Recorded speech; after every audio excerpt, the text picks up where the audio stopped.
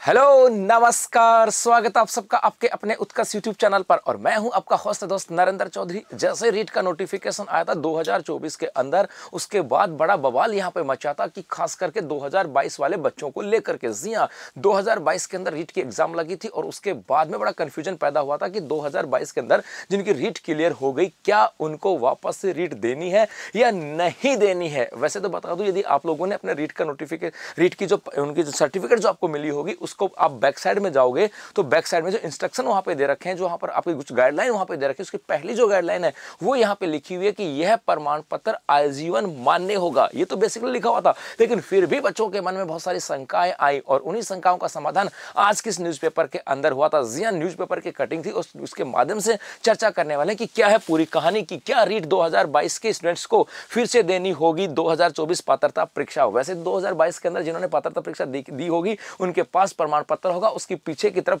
आपको जो इंस्ट्रक्शन है, गाइडलाइन है, उसका पहली गाइडलाइन पढ़ लेना। लिखा हुआ है कि यह प्रमाण पत्र आजीवन मान्य है। फिर भी यदि शंकाएं हैं तो उन शंकाओं का समाधान अब हम लोग यहां पे कर लेते हैं। जी हुआ क्या था कि रीट 2024 में अब तक लगभग 11.5 लाख आवेदन भरे गए हैं और अनेक पात्र अभ्यर्थियों ने दोबारा आवेदन किए हैं। और इसी को लेकर के बात यहां से आई, ये खबर थी आज की। क्या हुआ था कि राजस्थान शिक्षक पात्रता परीक्षा रीट 2022 को लेकर के आया था कि 22 में लेवल 1 और लेवल 2 में आजीवन पात्रता प्राप्त कर चुके अभ्यर्थियों को दोबारा रीट 2024 में फिर से एग्जाम देकर फेल होने पर भी पिछली पात्रता पे कोई असर नहीं होगा। जी हां, बहुत सारी कंफ्यूजन थे, उन प्रश्नों को लेकर के चर्चा करने वाले। और ये प्रश्नों के जवाब कौन दे रहा है, तो दे रहे हैं आपके कैलाश शर्मा जी। जी हां, जो माध्यमिक शिक्षा बोर्ड के सचिव है कैलाश शर्मा, और उन कैलाश शर्मा जी ने अपने यहाँ पर कुछ प्रश्नों के जवाब दिए। पहला प्रश्न इनके सामने था कि रीट 2022 में आजीवन पात्रता हासिल अभ्यर्थियों को रीट 2024 में एग्जाम देना अनिवार्य है क्या। तो उन्होंने जवाब दिया नहीं, पात्र अभ्यर्थियों को दोबारा एग्जाम देना अनिवार्य नहीं है, वो खुद की मनसा के ऊपर एग्जाम दे सकते हैं। मैंने भी बहुत बार बताया कि भैया देने की आवश्यकता नहीं है, आपकी इच्छा हो तो दे दो, ना तो कोई है नहीं भैया। रीट को उनको तो माध्यमिक शिक्षा बोर्ड को तो पैसे मिल रहे हैं, वो देंगे भैया और उसके बाद में एग्जाम दिलाएंगे। उसके बाद इनसे दूसरा प्रश्न पूछा गया, रीट 2022 में कोई एक लेवल उत्तीर्ण है, अब केवल दूसरे लेवल का एग्जाम दे सकता है क्या। यदि आप सपोज करो आपने बीएसटीसी भी कर रखी है और आपने बीएड भी कर ली, 2022 में आपका एक लेवल उत्तीर्ण था, तो क्या दूसरे लेवल के एग्जाम दे सकता है? बेसिक दे सकता है, क्योंकि एक तो उत्तीर्ण था, अब दूसरा देना पड़ेगा। वो इन्होंने कहा हाँ, अभ्यर्थी जो लेवल पास कर चुके हैं उसके अलावा अनुत्तीर्ण लेवल का एग्जाम दे सकते हैं, चाहे तो दोनों लेवल का एग्जाम भी दे सकते हैं, मतलब दोनों का दे दो, या जिसको फेल था उसका देकर उसको पास करके दोनों में पात्रता ले लो, ये भी यहीं से था।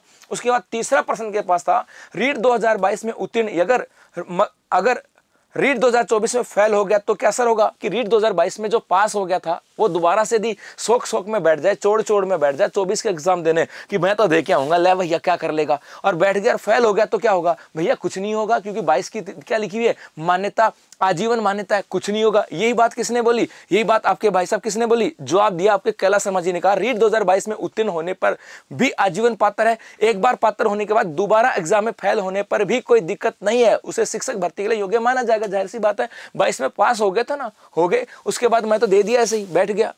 ये थी कहानी।